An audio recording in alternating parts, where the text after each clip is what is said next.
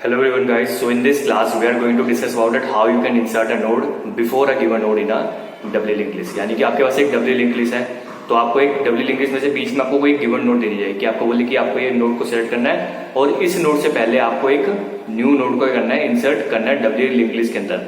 जैसे कि हमने अपने पिछले लेक्चर में देखा था कि हमने क्या देखा था कि बेसिकली आपके पास नोड गिवन है, उसके बाद आप कैसे नोड को इंसर्ट कर सकते हैं। इसमें देखेंगे हम उससे पहले कैसे इंसर्ट कर सकते हैं, ठीक है। तो इस केस में अगेन हम उसकी रिप्रेजेंटेशन को अच्छे से समझेंगे कि मतलब कैसे आगे आपको स्टेप्स फॉलो करने हैं। तो मैं आप सबको मतलब सारे स्टेप्स आपको रिप्रेजेंट करके दिखाऊंगा और हम क्या करेंगे इस एल्गोरिथम को भी एक्सप्लेन करेंगे इस वीडियो के अंदर। तो चलिए स्टार्ट करते हैं।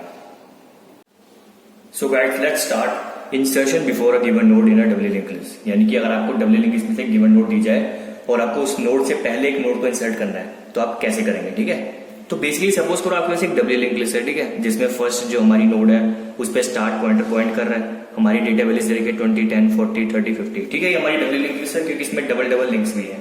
अब इस स्टेप के लिए हमें करना क्या है, यानी कि इस केस के इंसर्शन के लिए हमें करना क्या है, हमें एक पॉइंटर को डिक्लेयर करना है। सपोज करो मैंने एक पॉइंटर लिया पी पॉइंटर, जो कि क्या करेगा वो भी फर्स्ट नोड को पॉइंट करेगा, यानी कि स्टार्ट और पी दोनों फर्स्ट नोड को पॉइंट करेंगे, ठीक है। अब आपको करना क्या है, सपोज करो आपको गिवन नोड जो दे रखी है वो क्या है 40, वो क्या आपको 40 दे रखी है। दैट मीन्स व्हाट कि आपको 40 नोड से जो पहले क्या 40 जो वाली नोड है इससे पहले आपको न्यू नोड को इंसर्ट करना है, ठीक है।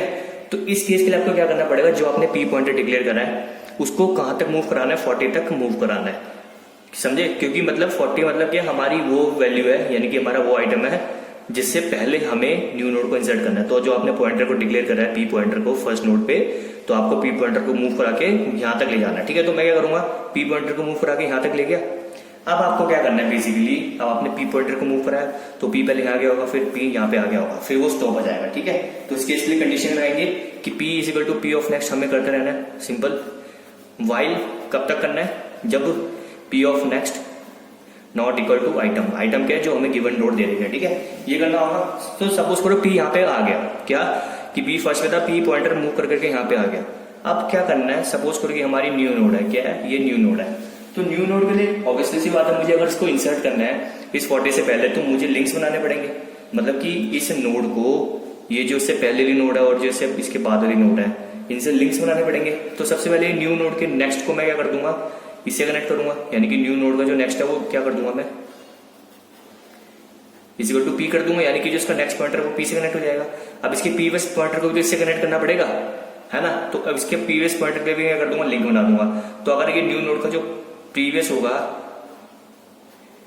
वो किसके इक्वल होगा, इस नोड के इक्वल होगा। और इस नोड को मैं कैसे रिप्रेजेंट करूंगा, क्योंकि देखो पी नोड पी वैल्यू मेरी अभी यहाँ पे है, तो ये वाली वैल्यू क्या हो जाएगी, पी ऑफ प्रीवियस नहीं हो जाएगा, क्या हो जाएगा पी ऑफ प्रीवियस हो जाएगा, क्योंकि पीछे जाना है ना हमें, ये क्या हो जाएगा पी ऑफ प्रीवियस हो जाएगा। तो new node is equal to P of previous.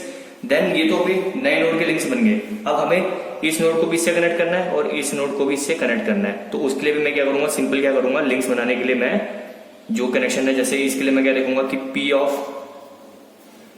Previous is equal to what new node, है ना। और इसके लिए क्या करूंगा, P of previous of next is equal to what new node, ठीक है। एंड देन मैं क्या करूंगा, सिंपली मेरी नोड इंसर्ट हो जाएगी। बस अभी मेन आप तरीका समझो। तरीका क्या था कि मैंने 40 पे गया, 40 पे न्यू नोड देखी, न्यू नोड्स की मैंने लिंक बनाया और वो कनेक्ट हो गई। अब मैं क्या करूंगा, इसका आपको एल्गोरिथम एक्सप्लेन करके दिखाऊंगा अच्छे से, जिससे आपको स्टेप्स के साथ साथ आपको प्रोसीजर भी अच्छे समझ आएगा कि आपको क्या क्या स्टेप्स अच्छे से फॉलो करने हैं। So now let's see its algorithm. So the first step is if avail equal to null. Avail equal to null का मतलब क्या होता है कि सपोज करो आपके पास जो डबली लिंक लिस्ट में आपको क्या करना है, न्यू नोड को इंसर्ट करना है ना। तो आप न्यू नोड को तो इंसर्ट तब करोगे जब आपके पास कोई अवेलेबल स्पेस होगा मेमोरी के अंदर। तो अगर आपके पास मेमोरी में अवेलेबल स्पेस ही नहीं है तो आप न्यू नोड को इंसर्ट नहीं कर सकते।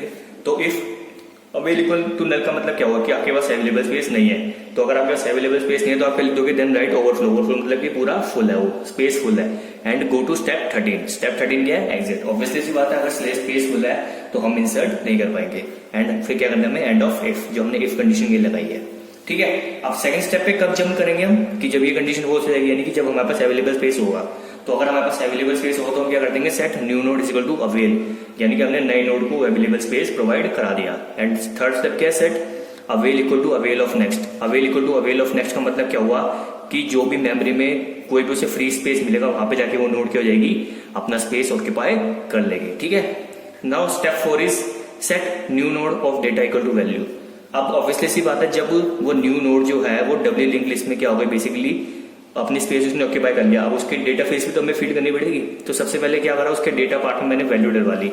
क्या कर रही, मैंने वैल्यू डलवा ली, क्योंकि नोड है तो उसके अंदर वैल्यू तो डलवानी पड़ेगी, तो मैंने वैल्यू डलवा दी। अब क्या करना है आपको, सेट जो स्टेप 5 है वो क्या है, set P is equal to start. जैसे मैंने आपको बताया था कि आपको ये करना है, एक पी पॉइंटर लेना है जो कि क्या करेगा, फर्स्ट नोड को पॉइंट करेगा, यानी कि स्टार्ट और पी दोनों फर्स्ट नोड को पॉइंट करेंगे।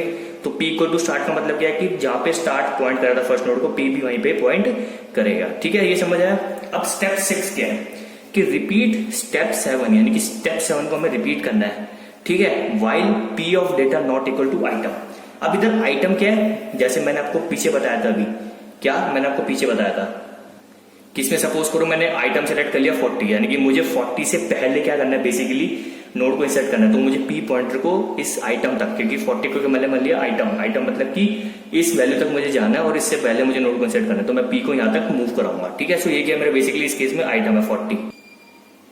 तो ये क्या बोल रहा है बेसिकली कि P of data not equal to item, यानी कि पी ऑफ डेटा का मतलब क्या हुआ कि पी की जो डेटा वैल्यूज है, यानी कि स्टार्टिंग से लेके जो भी डेटा वैल्यूज है वो आगे मूव होते होते वो जो हमें गिवन नोड है उसकी जो डेटा आइटम से मैच नहीं कर जाती, क्या उस डेटा आइटम पे नहीं पहुंच जाती। यानी कि अगर पी पॉइंटर स्टार्टिंग से पॉइंट कर करके 40 तक नहीं पहुंच जाता, तब तक हमें क्या करना है, स्टेप 7 को रिपीट करना। और स्टेप 7 क्या है, P is equal to P of next, यानी कि पी को आगे मूव कराते रहना है। तो समझ आया 6 और 7 स्टेप कि हमें पी को आगे मूव कराते रहना है जब तक वो पी उस रिक्वायर्ड आइटम यानी कि उस रिक्वायर्ड नोड पे नहीं पहुंच जाता। ठीक है, एंड फिर क्या करना है, अगर वो पहुंच जाएगा तो आप क्या कर दो, सिंपल एंड ऑफ लूप कर दो, क्योंकि हमने वाइल लूप लगाया ना, तो आप एंड ऑफ लूप कर दो। अब मान लो वो 40 पे पहुंच गया, फिर मैंने आपको क्या कहा था कि अब आपको लिंक्स बनाने पड़ेंगे। क्या बनाने पड़ेंगे, लिंक बनाने पड़ेंगे।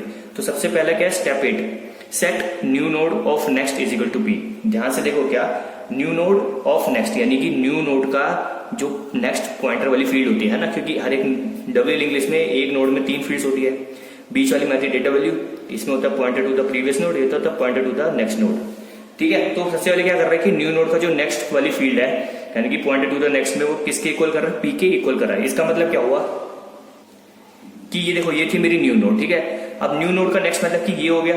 अब न्यू नोड का नेक्स्ट इक्वल टू पी का मतलब क्या हुआ कि ये इसके नेक्स्ट पॉइंटर को किससे लिंक कर रहा है, पी से लिंक कर रहा है। यानी कि न्यू नोड का नेक्स्ट पॉइंटर का काम तो हो गया, वो पी से लिंक कर गया। अब स्टेप 9 देखो, स्टेप 9 क्या है, set new node of previous P R E V, मतलब कि previous is equal to P of previous. ठीक है, इसका मतलब क्या हुआ, अब उसने न्यू नोड का नेक्स्ट फील्ड तो यानी कि पॉइंटर टू द नेक्स्ट उसने डिफाइन कर दिया। अब उसके प्रीवियस फील्ड को भी तो डिफाइन करना पड़ेगा और यू कैन से लिंक करना पड़ेगा। तो उसने क्या करा कि न्यू नोड के प्रीवियस को पी के प्रीवियस के इक्वल कर दिया। अब इसका मतलब क्या हुआ मैं आपको बताता हूं। इसका मतलब ये हुआ कि जैसे न्यू नोड था, ठीक है, क्या था, न्यू नोड का प्रीवियस मतलब कि ये वाली इस फील्ड की बात कर रहा है, क्या न्यू नोड ऑफ प्रीवियस लिखा था ना उसमें, न्यू नोड ऑफ प्रीवियस करके कुछ लिखा था। ठीक है, तो उसका मतलब कि वो इस फील्ड की बात कर रहा है। इज इक्वल टू व्हाट क्या था उसने, पी ऑफ प्रीवियस, ये कहा था उसने, क्योंकि पी मेरा अभी यहां पे है। क्या है, पी मेरा अभी यहां पे है। तो जो इससे पहले वाली नोड होगी, क्योंकि 40 से पहले वाली नोड अभी क्या है 10 है, क्योंकि अभी 60 पूरी तरह इंसर्ट नहीं हुआ बीच में। सो इससे पहले वाली नोड क्या है 10 है। तो अगर पी अगर यहाँ पे है तो मैं इससे पहले वाली नोड को कैसे रिप्रेजेंट करूंगा, in the form of P. मैं इसको कैसे रिप्रेजेंट करूंगा, पी ऑफ प्रीवियस तो रिप्रेजेंट करूंगा, क्योंकि पी पॉइंटर का, क्योंकि पी पॉइंटर अभी यहाँ पे है तो उसका जो प्रीवियस वो है वो इस पे जाएगा। तो ये नोड क्या हो जाएगी, बेसिकली पी ऑफ प्रीवियस हो जाएगी। तो इसलिए उसने क्या कहा कि न्यू नोड का previous is equal to what, P of previous. So basically ये पॉइंट यानी कि ये स्टेप क्या बता रहा है कि इसका जो प्रीवियस पॉइंटर है इस न्यू नोड का वो इस नोड को पॉइंट कर रहा है, यानी कि नोड नंबर 10 को पॉइंट कर रहा है। नाउ हमारे न्यू नोड के नेक्स्ट और प्रीवियस दोनों क्या बन गए, लिंक्स बन गए। लेकिन अभी काम पूरा नहीं हुआ, क्योंकि मैंने आपको बताया था आपके 4 लिंक्स बनेंगे। क्या बनेंगे, 4 लिंक्स बनेंगे। 4 लिंक्स कैसे कि इसमें देखो, इसका न्यू नोड का नेक्स्ट कनेक्ट हो गया, अब न्यू नोड का प्रीवियस भी कनेक्ट हो गया, लेकिन इस 10 वाली नोड का इससे नेक्स्ट तो कनेक्ट हुआ नहीं और इस पी वाली नोड का इससे प्रीवियस कनेक्ट हुआ नहीं। तो हमें ये 2 लिंक्स भी अब बनाने पड़ेंगे।